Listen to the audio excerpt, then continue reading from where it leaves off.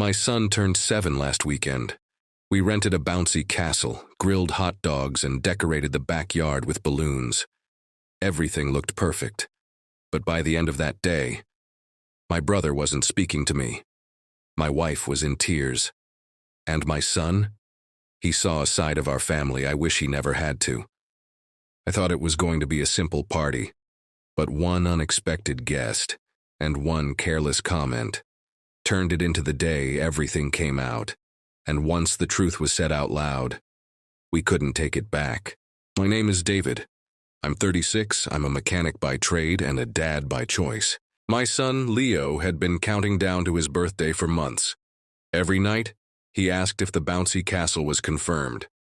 Every day, he told me who he wanted to invite. He even drew his own guest list and taped it to the fridge. Daddy, can I have a dinosaur cake this year? Can we play water balloons too? Can we invite Uncle Mike? Uncle Mike, my younger brother. He and I were close growing up, shared a bedroom, a skateboard, and the same bowl of cereal when times were tough. But over the past few years, something changed. We drifted, disagreed more, spoke less. It wasn't one big fight, just a growing silence. But Leo adored him. So I swallowed the tension and sent the invite. Saturday came, the weather was perfect. Sunshine, just enough breeze. Tablecloths flapping in the wind, a grill sizzling behind me, and Leo bouncing like crazy with his friends. "Best party ever," he shouted. And I smiled, that was all I needed. My wife, Jenna, had gone all out. Face painting, cupcakes, little party favors. She even wore a dinosaur t-shirt to match the theme. Guests trickled in, neighbors, schoolmates. Leo's teacher showed up too. Then about an hour in, Mike arrived. With someone. Not his girlfriend, not our cousin. Someone none of us expected. Our mother. We hadn't seen her in 3 years. Not since she left in the middle of Leo's 4th birthday party. After throwing wine on Jenna's dress and calling her a gold digger. It took Jenna months to feel okay again, and I promised myself and her that my mother wouldn't be invited back. But there she was, standing in my backyard, wearing sunglasses and holding a gift bag with cartoon dinosaurs on it. "I came for my grandson," she said. "Don't make a scene." Jenna's smile faded instantly. She walked straight inside, face stone cold. Mike looked at me like he was the one who'd been wronged. "She deserves to be here, Dave. You're being cruel." I stared at them both. "You blindsided us." "No," he said. "You cut us out. Big difference." That's when I realized this wasn't a visit, it was an ambush. For the kids, the party went on. Balloons were flying. The bouncy castle was full. Dinosaur-themed juice boxes were flowing like champagne at a wedding. But the adults? We were walking on a minefield. Jenna stayed inside for a full 20 minutes. She said she was checking on the cake. I knew better. When she finally came back out, her face was on autopilot. Polite smile, distant eyes. She kissed Leo's head and handed me the lighter for the candles. "We're not doing this now," she whispered. "Not in front of him." I nodded, but the tension was already spreading like spilled juice across the tablecloth. My mother sat at a corner table like a queen in exile, sunglasses still on, talking to no one except Leo, and even then, she looked uncomfortable. She never really knew how to talk to kids, or how to apologize to grown-ups. Then she said something loud enough for everyone to hear.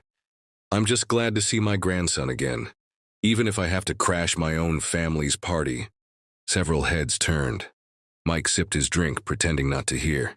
Jenna stopped mid-step. I gave my mom a look. "Stop," I said under my breath. She didn't. She kept talking, loud enough that it wasn't yelling, but just loud enough to be a weapon. "I raised 2 boys on my own, and now one of them thinks he's better than everyone. I told you what kind of woman she was, Mike. He just wouldn't listen." I clenched my jaw, not because it hurt me, but because my son was right there. Leo came over holding his wrapped gift from her. "Daddy, can I open this one now?" I knelt beside him. "You can, but you don't have to play with anything from someone who doesn't respect your mom, understand?" He looked confused, nodded, then ran to the other kids. Jenna walked over quietly. "We should ask her to leave," she said. I looked toward Mike, who was pretending to scroll on his phone. "She won't leave, not unless I make it ugly." She made it ugly the moment she showed up. Then came the tipping point. We were gathered around the cake, everyone singing. Leo was glowing with joy, and my mother stood behind him, hands on his shoulders. Mike pulled out his phone to film the moment. She leaned in and whispered, just loud enough for the camera mic to catch it. "One day you'll know who really loved you, not just who controls the cake." I locked eyes with Jenna. Her hand was trembling as she held the knife. We cut the cake, took the pictures, smiled for the crowd, but I knew this wouldn't end quietly. Not this time. After cake, the kids ran back to play. The adults sat down again. I asked Mike to step aside with me. "Why would you bring her?" I asked. He crossed his arms. "Because you made her into a villain. You wrote her out like she never raised us. She humiliated my wife, Mike, on purpose, you saw it." He looked down. "She was drunk, she's trying to be better." "Trying to be better doesn't include crashing your grandson's party and throwing shade like confetti." Mike hesitated. "You never let anyone make mistakes, Dave.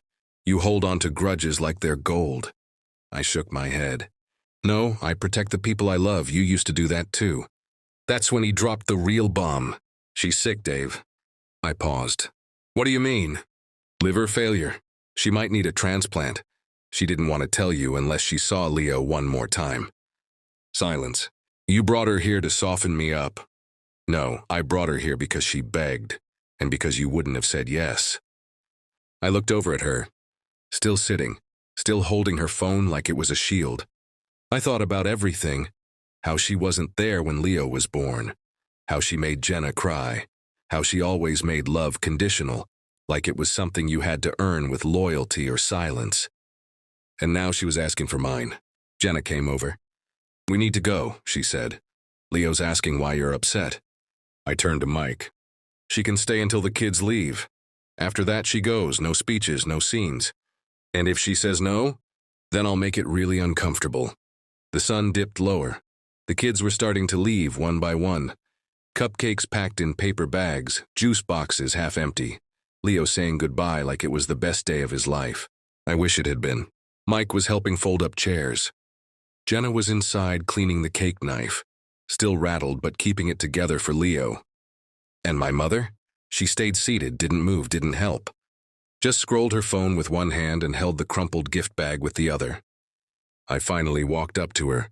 "The kids are gone. Time for you to leave." She looked up slowly, like she hadn't expected me to follow through.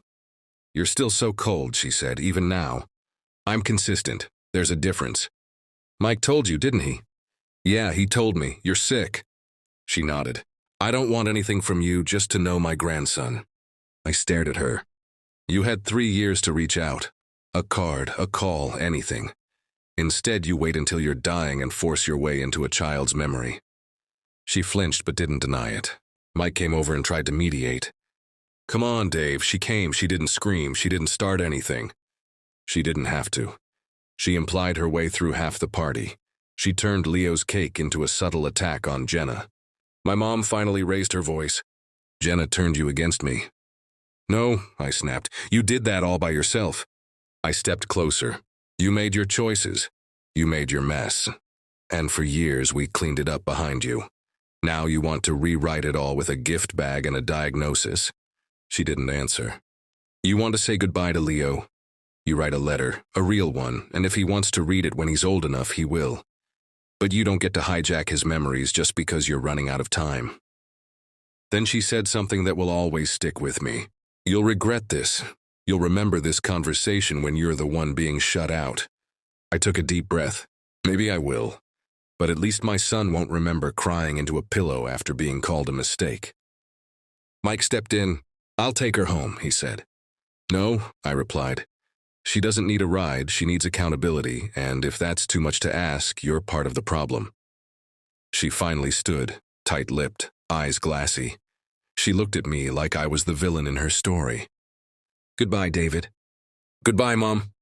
That was the last time I saw her. Jenna was standing in the doorway. She didn't say anything, just walked up, wrapped her arms around me and whispered, "Thank you." That night after Leo was asleep, we sat on the porch in silence. Then Jenna said, "Do you think she meant it? The sickness?" I shrugged. "I think she meant to use it, and that's enough for me to not care. If a family member showed up uninvited and dropped a bomb like this at your kid's birthday, Would you kick them out? Or try to forgive them? Let me know in the comments. I read everyone. It's been a year since that party. Leo still talks about the bouncy castle. He still wears the dinosaur shirt. He doesn't remember the tension, but I do. And every now and then I wonder, did I do the right thing? Then I look at Leo's face, Jenna's calm, our quiet, peaceful home, and I know the answer. Sometimes cutting someone out isn't cruelty, it's protection. And no matter how deep the roots go, you're allowed to grow without the people who hurt you. If you've ever had to choose peace over blood, you're not alone. Tap subscribe for more stories like this. Because family drama isn't always fiction. Sometimes it's your birthday party,